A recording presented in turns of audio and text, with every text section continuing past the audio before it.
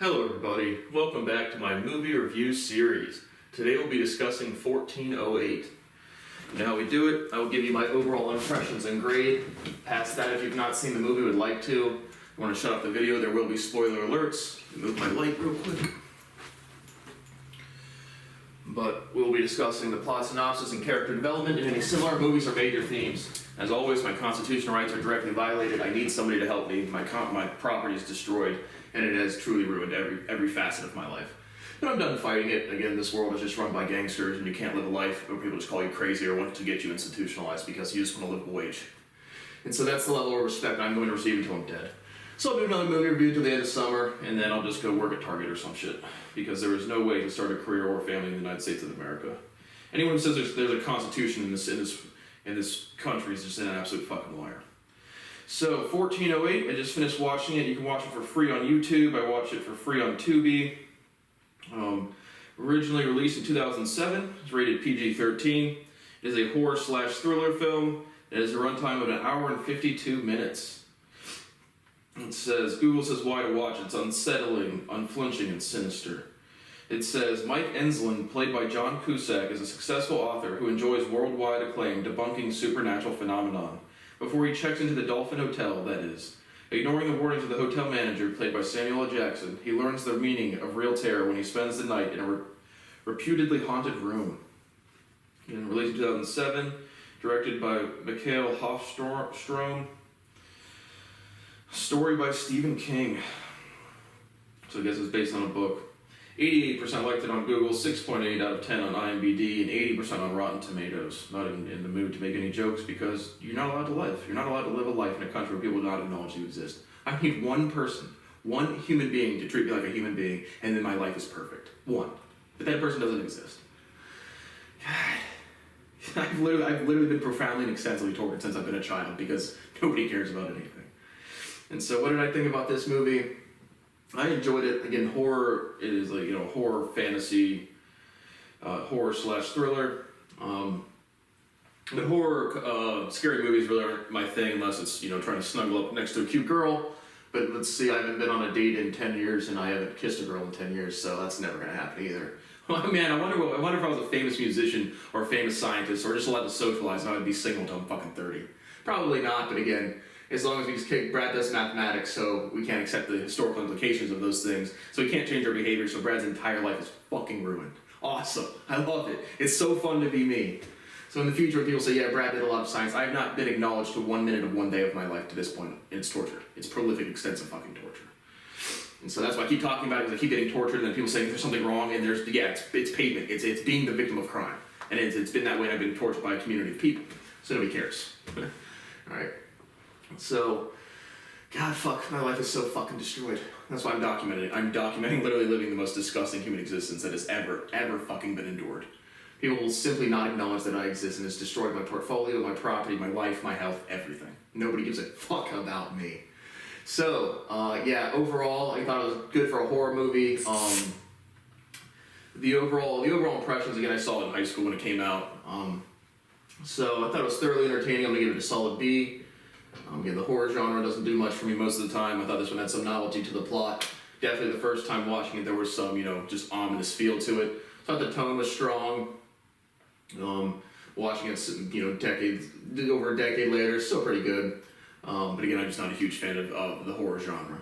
So overall, B, found it thoroughly entertaining. The tone was well done. That was some novelty to a horror movie. And I thought the characterizations were pretty well done as well. So overall, B, if you've not seen it, I recommend this one for a horror flick. I'm getting an hour and 45-minute runtime or something close to that. Hour and 52 minutes. So if you've not seen it and would like to, there will be spoiler alerts now. So the movie opens up, you meet Mike Enslin. He's an acclaimed author. He's going around to different super paranormal activity places, just trying to, document it and write a book about it. And so he opens up, he goes to this hotel. The manager, really hyped that he's there. But he's like, just give me the keys, goes up into the room, stays a night in the room, and nothing happens. And so he's got a little tape recorder where he just, documents his experience, kind of like I'm documenting mine. But how long I've been enduring torture is just fucking disgusting. And because I've done good science, people they gossip behind my back. They think that it does any difference. Like I'm not a human being that needs a paycheck to pay bills. And people act like it's a fucking weird thing to be financially stressed when you're the victim of crime. And then the FBI will literally clear their belt and say what constitution, and then threaten to SWAT you. So if you say there's not a constitution in this country is a fraudulent historical statement, you will be fucking sued. And so if I ever become a somebody, you guys are fucking done. And if I don't become a somebody, your fucking family's done. So do whatever the fuck you want. You guys are fucking cowards, treasonous cowards.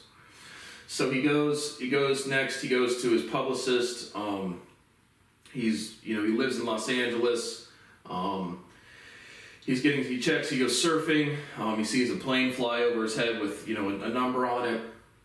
He gets taken out by a wave, like a big wave knocks him off his surfboard. He's choking up some water. A surfer comes over to make sure he's okay.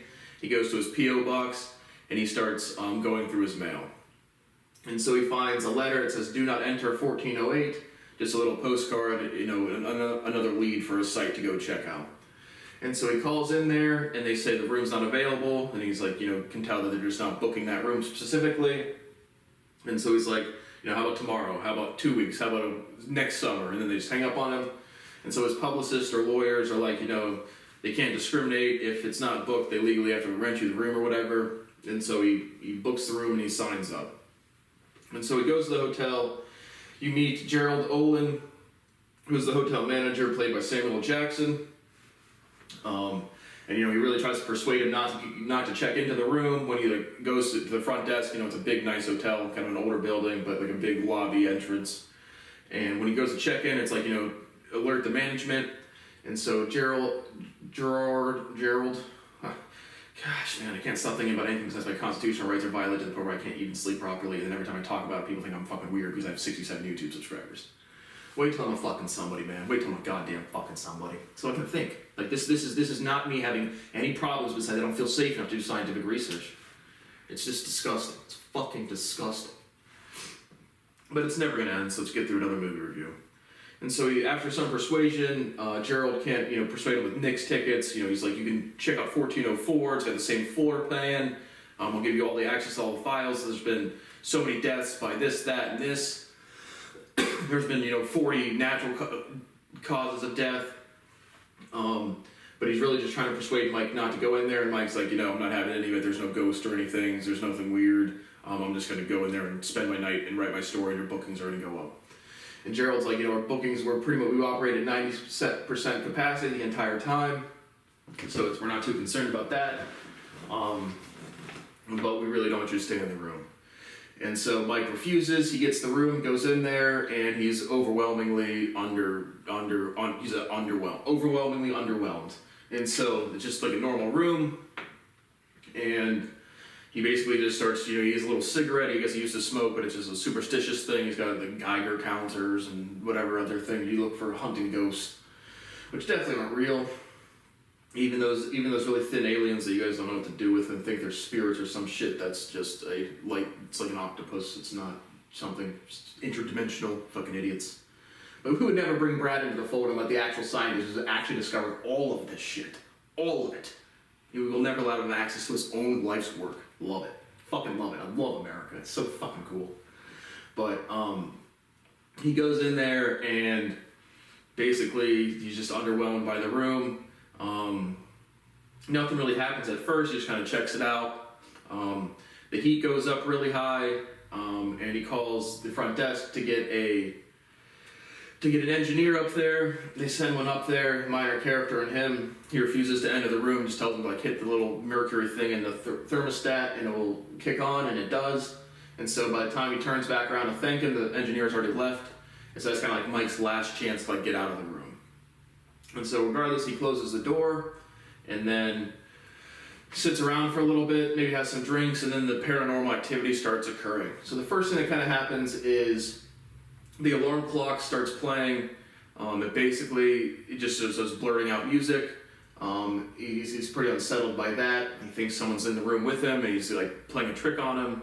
The roll of toilet paper that he's used is folded back up like a hotel would be, as a new room, turning down the room. But the paranormal stuff starts with the radio. He's starting to get a little freaked out. And then he tries to wave at somebody across the room. It's a hotel in downtown New York, so there's a building across the street. and he starts to wave at a person. He thinks he's getting their attention, and then he realizes he's just waving at himself. And so he's definitely perturbed by that. And then, he's leaning out the window looking around, and the window slams down on his hand and cracks open like his knuckles and makes his hand bleed and breaks his hand, or causes some blood and some damage. And so he's now injured.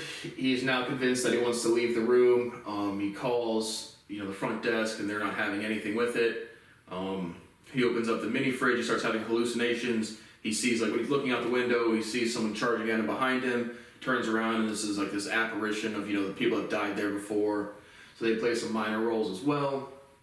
But he basically tries to call the front desk and says, he wants to leave, or he's ready to check out, or he tries to, like, physically leave the room, and the key gets, like, swallowed up by the door, and so he can't open the door.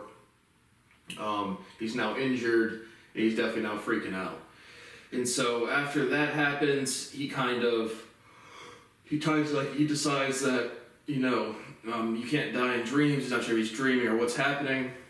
And so he decides that he's going to, there's a woman in the next door crying with a baby, and he tries to get her attention. No one answers.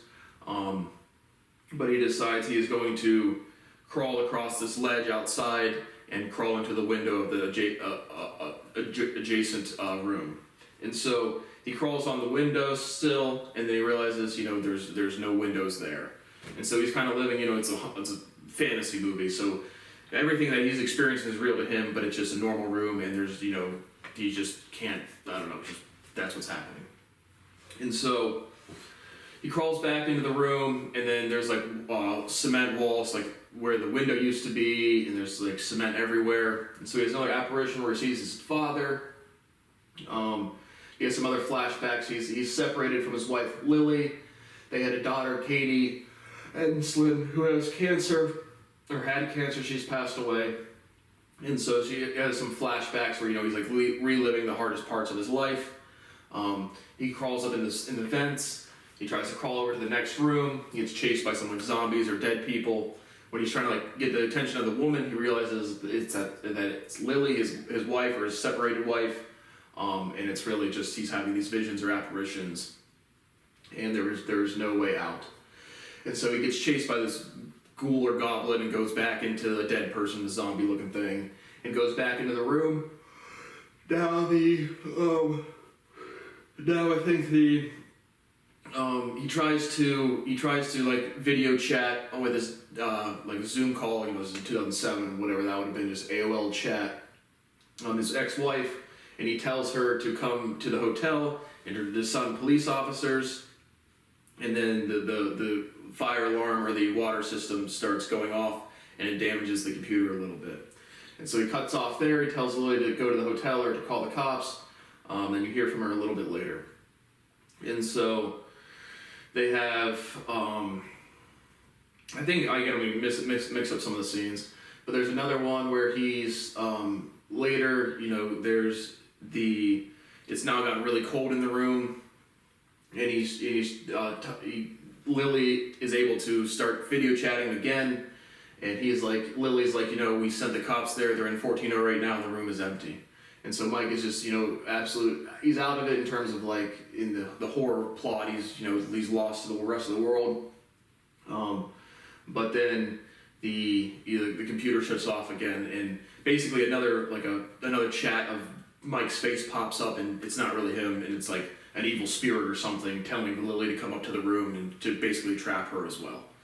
And so Mike's unable to stop the apparition that's him, and there's this old picture that is like a water scene, like a ship at sea with people on it. And then the picture started to change, and here's another sequence of just like apparitions or whatever, and then the water crashes into him. And so when the water crashes into him, he's now back at the scene where he was when he was surfing before he entered the 1408. And so he's in a hospital bed in Los Angeles and not in New York. And he had flew to New York to go to the hotel, the Dolphin Hotel, and basically, he goes back to his. He has dinner with Lily, and she can't believe any of this thing.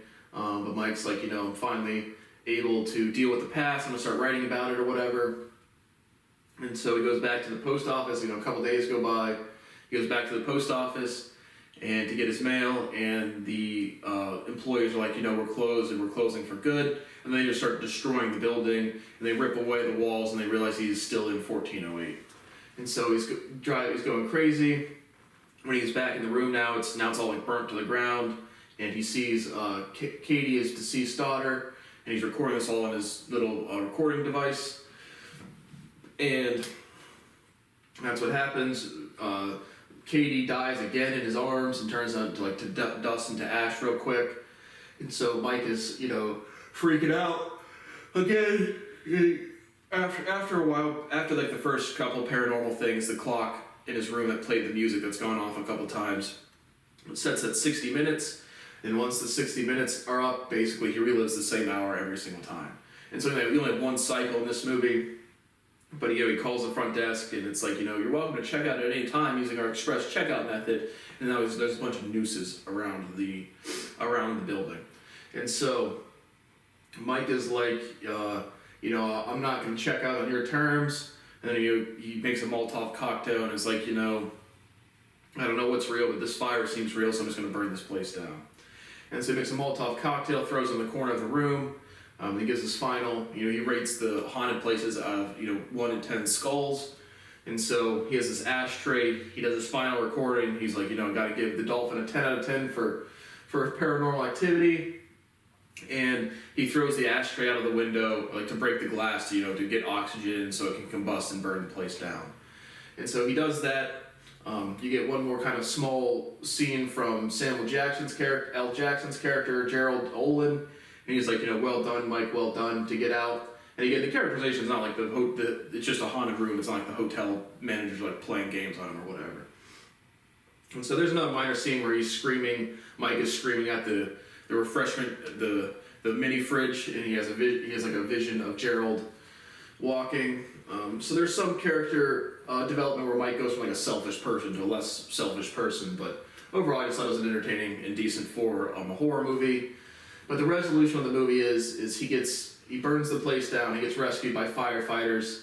He's in the hospital. He's in New York now. He asks his wife Lily if he's in the New York hospital to make sure he's actually out of the room, and he is.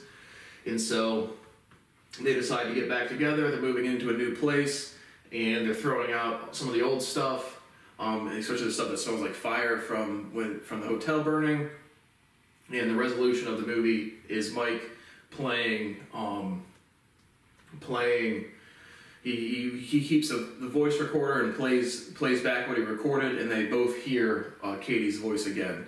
And so, kind of good, I thought it was good, or at least novel when I first watched it. But I thought it was giving some spooky or some chilling scenes, or just some entertainment value.